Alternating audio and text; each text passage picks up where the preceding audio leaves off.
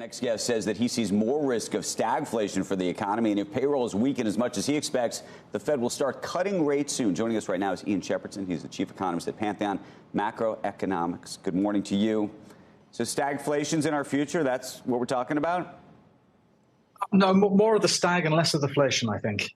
I am worried about the stag side of the story because I do think that some of these small business surveys have really taken quite a pounding over the last few months and are really pointing towards a quite dramatic slowdown in payrolls, maybe starting next week with the May numbers, and maybe June, July, but certainly in our not too distant future.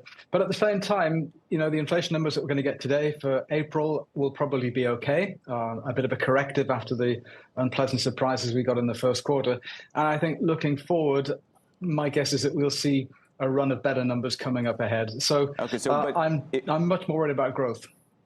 If that's the case, and you're Jay Powell, well, let's go back for a second. Do you have your expectation for 2024, this calendar year?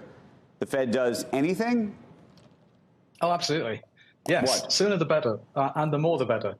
So, you know, one of the things that's really been exercising me over the last few months is just how long the lags are between changes in interest rates and the response in the economy. For small businesses, it's about 2 years, and the Fed started raising rates just over 2 years ago. And in the last few months, most of the indicators about the small, medium-sized business sector that I follow have just rolled over.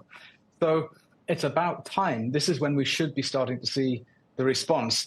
But of course, it works in the other direction as well. You know, if the Fed is going to start cutting rates to revive growth, it needs to start doing it really fairly quickly because it takes a long time to work through on the upside as well.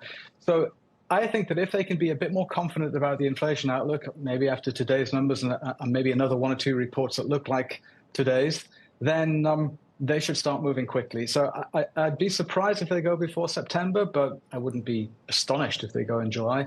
And then I want them to get a move on. You know, I want them to start cutting more aggressively.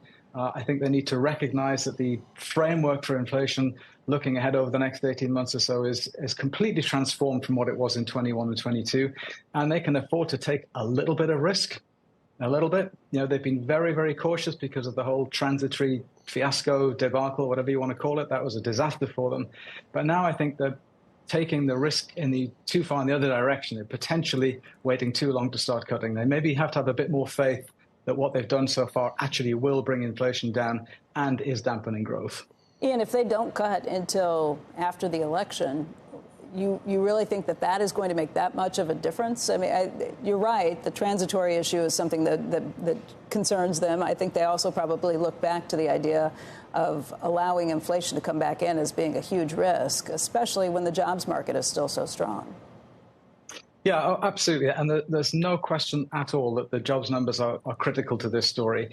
You know, if I'm wrong about payroll growth and it continues to trend around the 200 mark, then they will feel a lot more comfortable waiting a good deal longer before they start cutting rates. And I think that's entirely fair. The point really, though, is that we've now got a bunch of hiring indicators from the NFIB survey, from the PMI, from the ISM services survey. The employment components in all of those three surveys have rolled over in the last few months. And they're now at a point where they're signaling payroll growth potentially getting close to zero by midsummer. Now, that changes everything, absolutely everything. Nothing moves the markets or the media or the Fed faster than seeing the payroll numbers suddenly roll over. And just to remind people, you know, in the last couple of regular business cycles, so, you got to ignore the COVID and the GFC experience because they were so crazy. But if you look back at the last two regular cycles in 1990, 2001, you know, payroll growth went from fine, what's the problem, to, oh, look at that, it's zero in about 4 or 5 months, both times. So it's really important, I think, to look forward and to look at the forward-looking indicators than to be focusing on what has happened. What has happened in payrolls has been pretty great, absolutely. But what looks likely to happen over the next few months, to me, looks likely to be a great deal weaker. And that's where the Fed needs to focus. And if it happens, the markets will spin on a dime and the Fed will respond. Ian, we have been having a spirited conversation about this guilty verdict yesterday of the former president. And we've also been having spirited discussions over the past several weeks about whether the Fed would actually move during a presidential election. Do you want to take that on?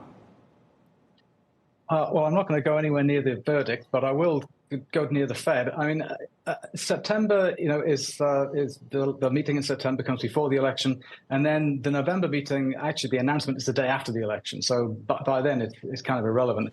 Would they move at all? Would they change the direction of policy between now and the election if the data told them to? I think they would. Jay Powell says every time that they're not influenced by politics, but they are human, after all. I'm sure that at least to some extent, subliminally, it's in their minds. But the point is that if the payroll numbers weaken to the point where the market starts to say, hey, guys, you've misjudged this, and actually the economy is slowing much more quickly than we thought, you need to get going, then provided the inflation numbers are okay, I think they can go before the election.